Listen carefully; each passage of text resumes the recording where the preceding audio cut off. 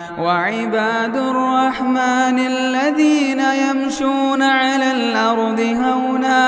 وإذا خاطبهم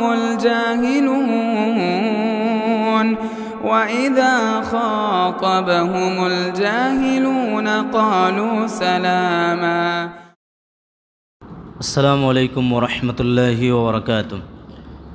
الحمد للہ رب العالمین والصلاة والسلام علی سید الانبیاء والمرسلین اما بعد. اللہم صلی علی محمد وعلی آل محمد کما صلیت علی ابراہیم وعلی آل ابراہیم انک حمید مجید. اللہم بارک علی محمد وعلی آل محمد کما بارکت علی ابراہیم وعلی آل ابراہیم انک حمید مجید. محترم سامعین کرام، کل ہم لوگوں نے دوسری بیعت عقبہ کے بارے میں جانا اور سنا کہ اس میں کس طرح سے بالکل مضبوط ارادے کے ساتھ اور ٹھوس عہد و پیمان کے ساتھ جو لوگ وہ 70-75 مسلمان یثرب اور مدینہ سے آئے تھے، اور انہوں نے کتنی مضبوطی کے ساتھ نبی صلی اللہ علیہ وسلم کو لے جانے اور اسی طرح سے مسلمانوں کو مدینہ میں جانے اور ہجرت کرنے کی بات کی، اور کہا کہ بالکل پوری طرح سے وہاں مسلمان سیف ہوں گے اور ہم نبی صلی اللہ علیہ وسلم کو اپنی حفاظت میں رکھیں گے اور ایسی حفاظت کریں گے جس طرح سے کہ ہم اپنے بال بچوں کی حفاظت کرتے ہیں، ان کی جان کی حفاظت کرتے ہیں، بل ویسی ہی ہم لوگ نگرانی کریں گے اور نبی صلی اللہ علیہ وسلم کو رکھیں گے. اس کے بعد عہد و پیمان جب طے ہو گئے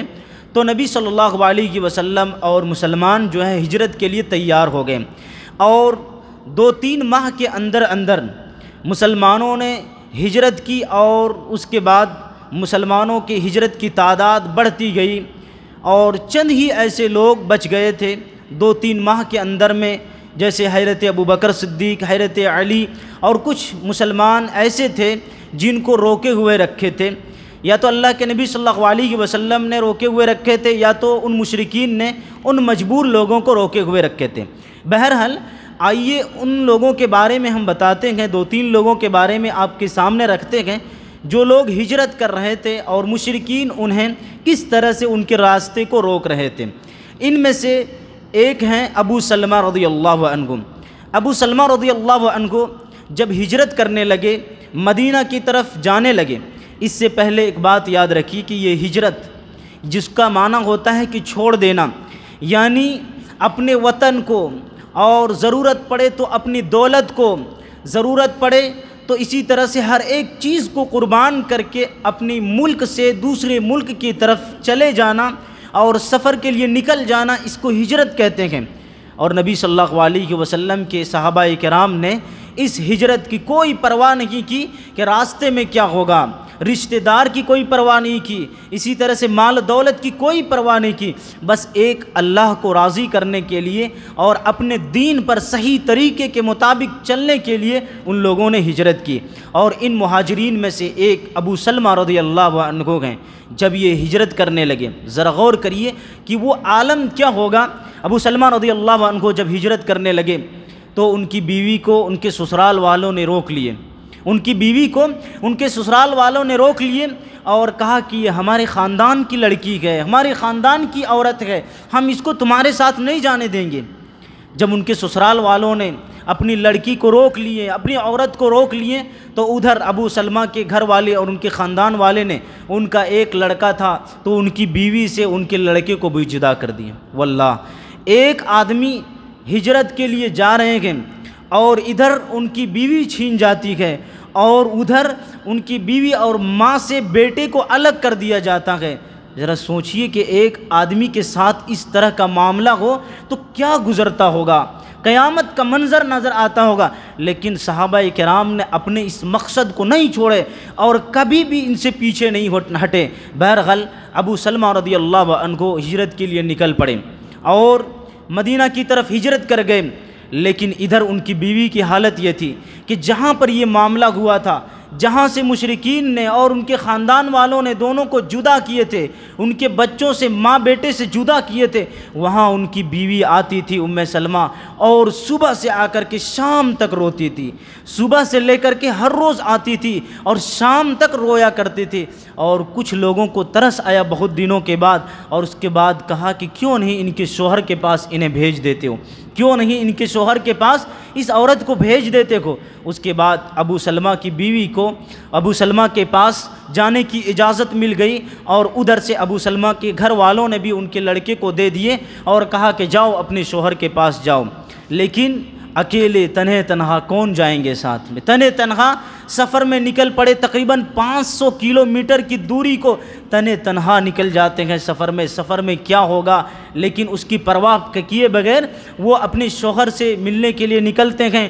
اور اللہ کے دین کی حفاظت کے لیے ان کی بیوی نکل جاتی ہے۔ بیچ میں عثمان بن ابی طلحہ ملتے ہیں اور انہیں قباء تک چھوڑ کر کے پھر مکہ واپس لوٹ کر کے آتے ہیں۔ تو ہجرت کے ایک نمونے آپ کے سامنے میں نے رکھا۔ اسی طرح سے اگر بات کی جائے کہ کس طرح سے دولت کی پرواہ کیے بغیر اور اسی طرح سے ہر ایک چیز کو چھوڑنے کے لیے راضی ہو گئے، ان میں سے صہیب رومی رضی اللہ عنہ گئے۔ صہیب رومی رضی اللہ عنہ جب ہجرت کر رہے تھے ان کے پاس بہت دولت تھی، مال و دولت کے خزانے تھے ان کے پاس، لیکن جب ہجرت کرنے لگے تو مشرکین مکہ نے کہا کہ تم جب یہاں بزنس کرنے آئے تھے تمہارے پاس کچھ نہیں تھا،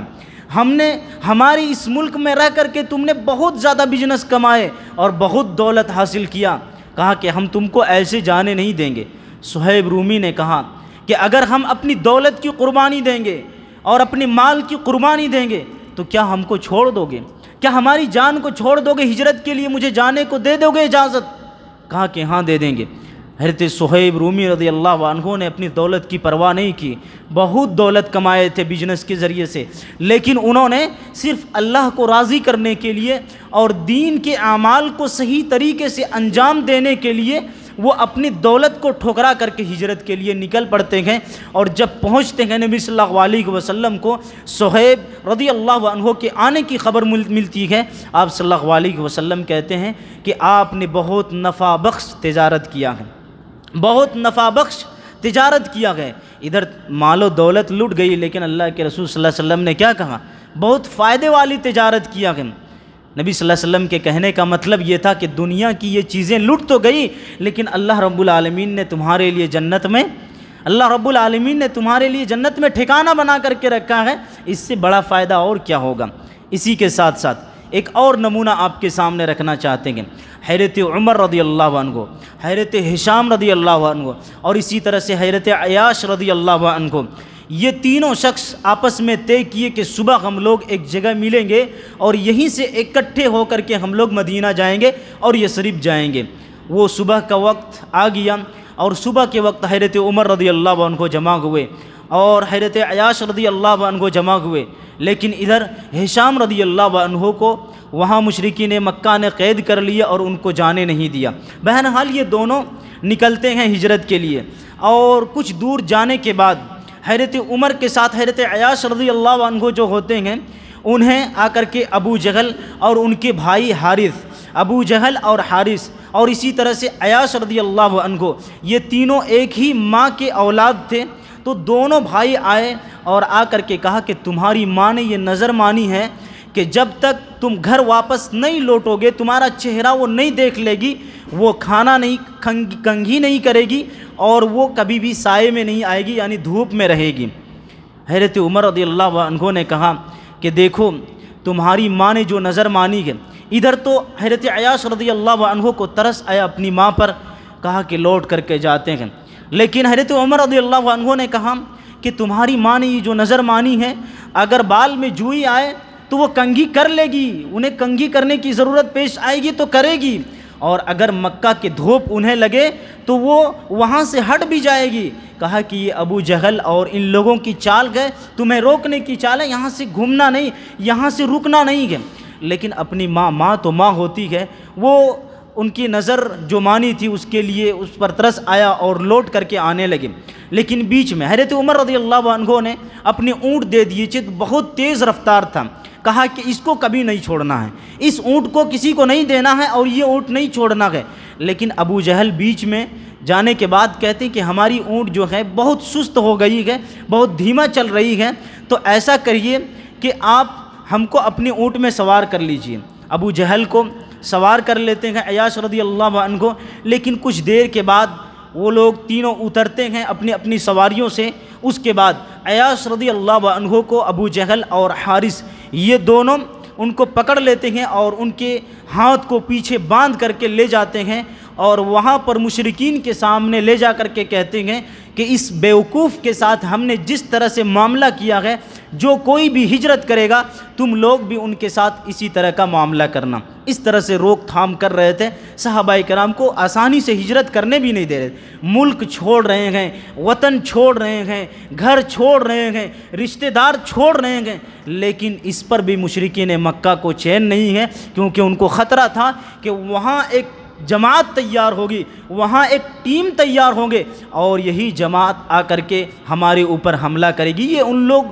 لوگ سوچتے تھے، اسی لیے اس طرح کی رکاوٹیں یہ لوگ پیدا کر رہے تھے۔ بہرحال ادھر کچھ مسلمان رہ گئے تھے جن لوگوں کو مشرکین نے روک کر کے رکھے تھے، اسی طرح سے حضرت ابوبکر اور حضرت علی کو نبی صلی اللہ علیہ وسلم روک کے رکھے تھے، اور نبی صلی اللہ علیہ وسلم جیسے صحیح بخاری میں ایک روایت ملتی ہے کہ نبی صلی اللہ علیہ وسلم نے حضرت ابوبکر رضی اللہ عنہ کو روکے رکھے اور کہا کہ مجھے امید ہے کہ اللہ رب العالمین کی جانب سے اجازت مل جائے گی ہجرت کی، تو آپ رکے رہیے، دونوں ساتھ میں جائیں گے۔ پھر حضرت ابوبکر رضی اللہ عنہ اس وقت تک رکے رکھے جب تک کہ نبی صلی اللہ علیہ وسلم کو اجازت نہیں مل گئی۔ اس طرح سے آہستہ آہستہ جا کر کے دیکھیں کس طرح سے ایک آج تک کی سب سے بڑی کامیابی مسلمانوں کو ملی اور ایک بڑی طاقت مسلمانوں کے ہاتھ لگی۔ آگے انشاءاللہ آپ کے سامنے رکھیں گے اور بھی واقعے ہجرت کے تعلق سے۔ اللہ رب العالمین سے دعا ہے رب العزت ہم تمام لوگوں کو دین کے تئیں اسی طرح کا جذبہ پیدا فرما دے، اور اسی طرح سے ہم لوگوں کو دین میں عمل کرنے